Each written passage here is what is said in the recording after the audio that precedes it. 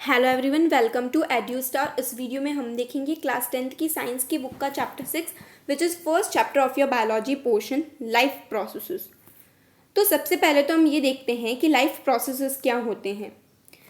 तो कोई भी लिविंग ऑर्गेनिज्म हो या फिर आप कह सकते हो कि कोई भी जीवित प्राणी या कोई भी ऐसी चीज़ जो जिंदा है, उन्हें अलाइव रहने के लिए, जीवित रहने के लिए कुछ प्रोसेसेस करने पड़ते हैं जिन्हें हम लाइफ प्रोसेसेस कहते हैं। Okay, so there are two things, living and non-living. So what categorizes living and non-living? ऐसी क्या क्या चीज़ें हैं जो आपको living organism and non living organism को जो है सेग्रीगेट करती है, हमें क्लासीफाई करने में हेल्प करती है कि what is the difference between if we call something as living and if we call something as non living. तो हमारे दिमाग में बहुत सारी चीज़ें आती है, जैसे कि ग्रोथ हो सकता है, रिप्रोडक्शन हो सकता है, रेस्पिरेशन हो सकता है, लेकिन सबसे इम्पॉर्टेंट क्राइटेरिया जो है वो क्या होता है? मूवमेंट। मूवमेंट जो है वो बहुत इम्पॉर्टेंट क्राइटेरिया होता है जिससे हम पता लगा सकते हैं कि कोई भी चीज़ जीवित है या वो जीवित नहीं है। तो जितने भी लिविंग ऑर्गेनिज्म होते हैं वो बिना किसी एक्सटर्नल हेल्प के मूव कर सकते हैं। अब इसका क्या मतलब है भाई? तो सपोज कीजिए कि मेरे पास एक पेन है, तो क्या वो अपने आप मूव कर सकता है?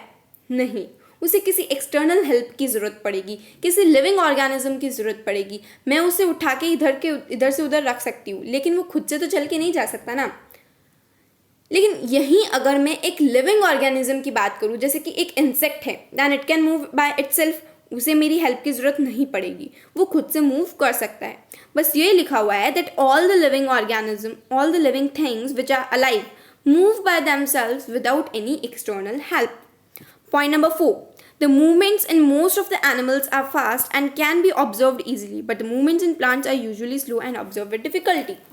तो अब आप बोलोगे कि जैसे आपने तो बोला कि जो अगर कोई भी ऑब्जेक्ट मूव कर रहा है या कोई भी ऑर्गेनिज्म मूव कर रहा है, then we can say that it is a living organism. But what about the plants? Plants तो मूव नहीं करते, इसका मतलब वो लिविंग नहीं है क्या? नहीं। The answer to this question is no.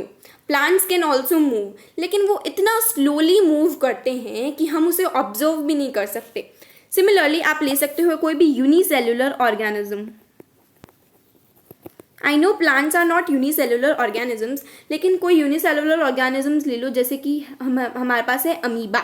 ठीक है, तो अमीबा जो है वो क्या मूव नहीं करता? वो भी मूव करता है, लेकिन क्योंकि वो यूनिसेल्युलर है, वो सिर्फ एक ही सेल से बना हुआ है, तो हम उसके मूवमेंट को देख नहीं सकते नेकेड आइज के थ्रू। तो बस यहाँ पे यही बताया जा रहा है कि कोई भी ऐसा ऑर्गेनिज्म है जो हमें लगता है कि मूव नहीं कर रहा है, but they are also moving because they are also living thing, right?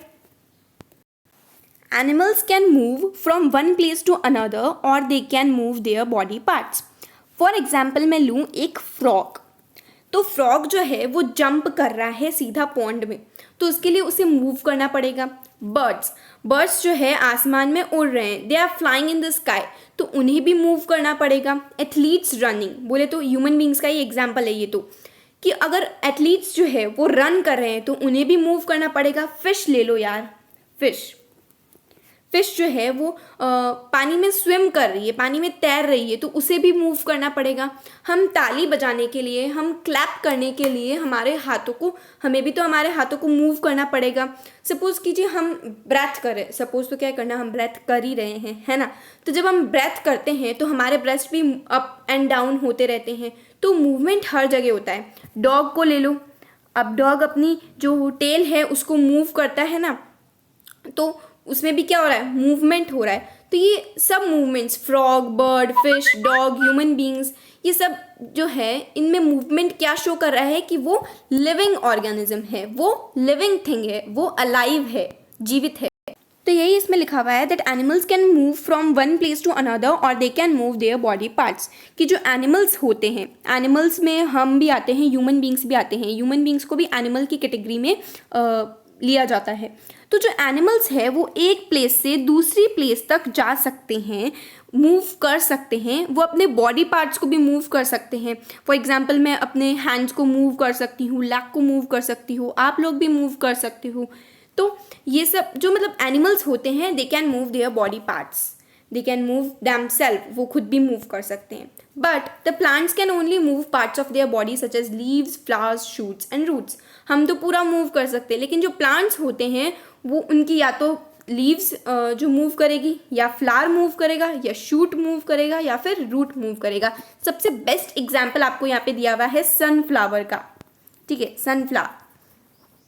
इसमें जैसे कि यहाँ पे सन फ्लावर के ऊपर था तो ये इस डायरेक्शन में था, सीधा राइट एंगल की डायरेक्शन में था, है ना.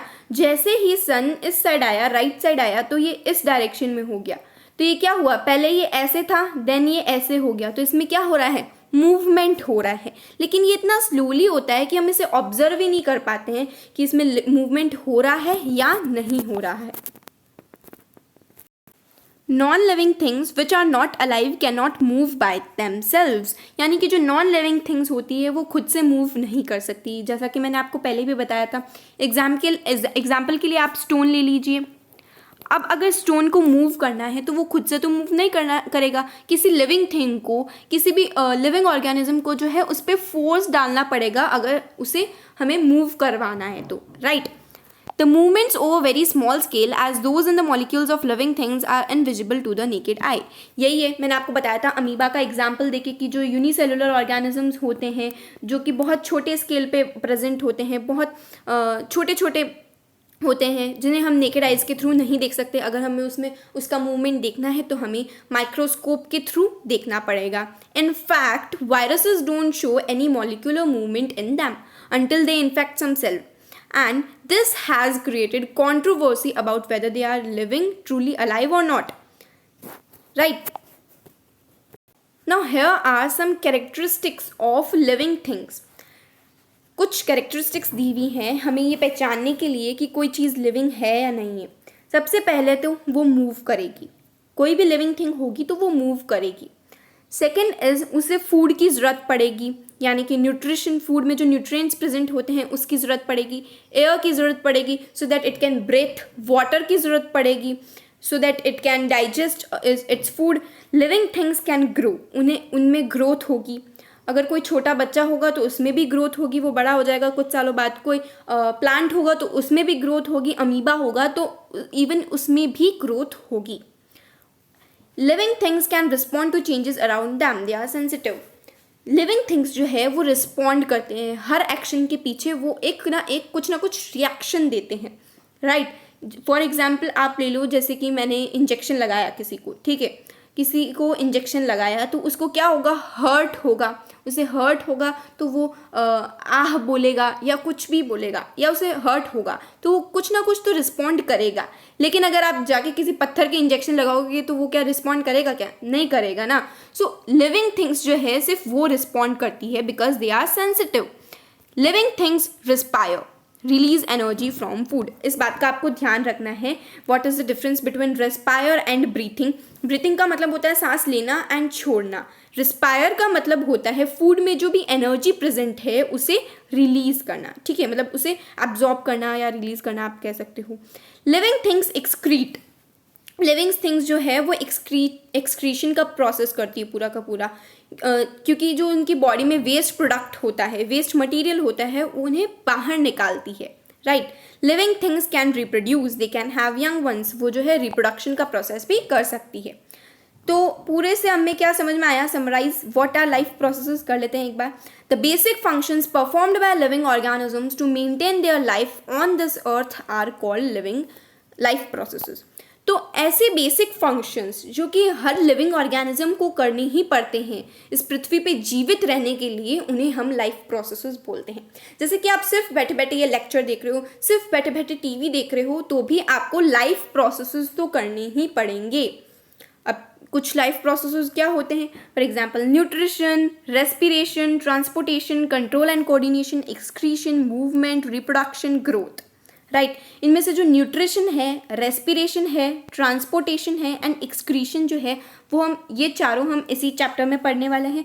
कंट्रोल एंड कोऑर्डिनेशन का पूरा अलग से एक चैप्टर है, रिप्रोडक्शन का एक अलग से पूरा चैप्टर है, मूवमेंट हमने अभी तक देख ही लिया कि कोई भी लिविंग ऑर्गेनिज्म होगा तो उसमें मूवमेंट होगा, और ग्रोथ तो हम बचपन से पढ़ते ही आए हैं कि ग्रोथ कैसे होती है, मतलब क्या होती है सब कुछ, राइट।